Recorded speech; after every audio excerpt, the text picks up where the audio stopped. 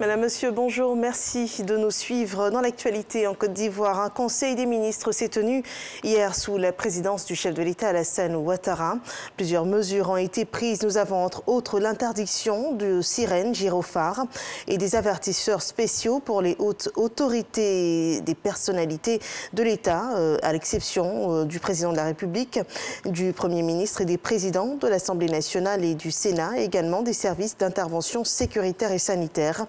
Le gouvernement a décidé d'attribuer également 20% des exportations de fèves de café et de cacao aux exportateurs et transformateurs ivoiriens. Il a aussi été annoncé à la suite de ce conseil la prorogation jusqu'au 31 décembre 2021 de la période de validité des cartes nationales d'identité. Le gouvernement ivoirien a ouvert des consultations sur le projet du plan national de développement couvrant la période 2021-2025 pour ce troisième PND.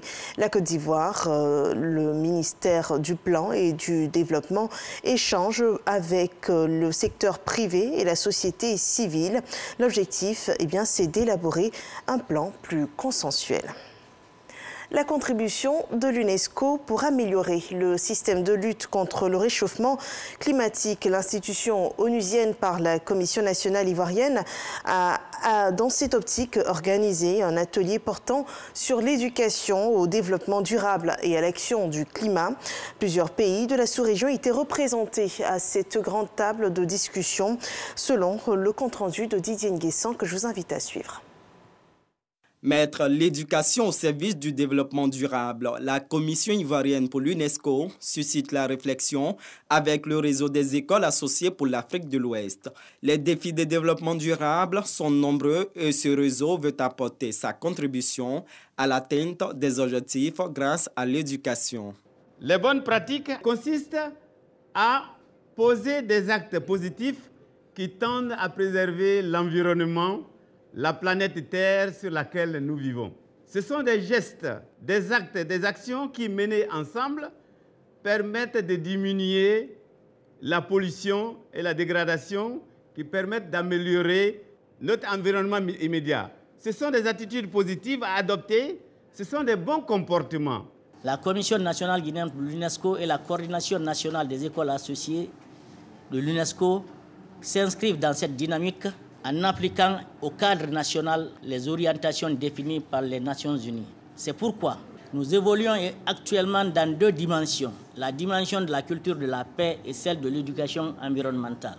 Il s'agit de manière pratique de renforcer les capacités des acteurs par l'éducation à la citoyenneté, au développement durable, à l'information et à l'éducation aux médias. L'UNESCO y attache du prix.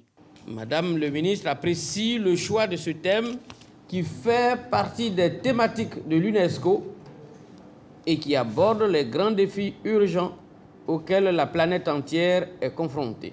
Ce thème souligne aussi la mise en œuvre de l'éducation au développement durable et l'atteinte des objectifs du développement durable à l'horizon 2030.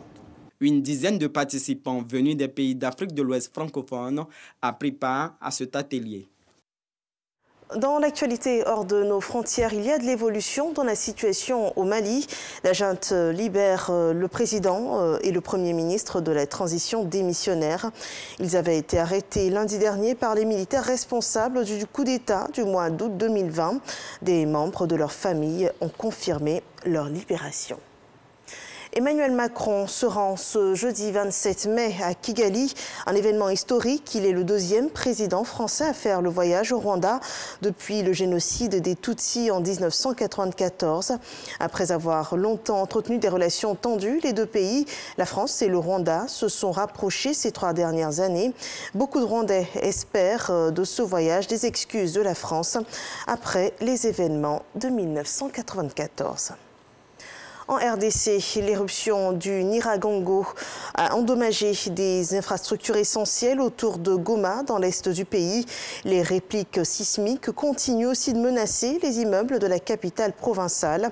Ce matin, les autorités de Goma ont ordonné l'évacuation d'une partie de la ville du fait des risques d'éruption du volcan, provoquant immédiatement l'exode de dizaines de milliers de personnes. C'est la fin de ce flash. Merci de l'avoir suivi. Je vous retrouve à 13h pour le journal de la mi-journée.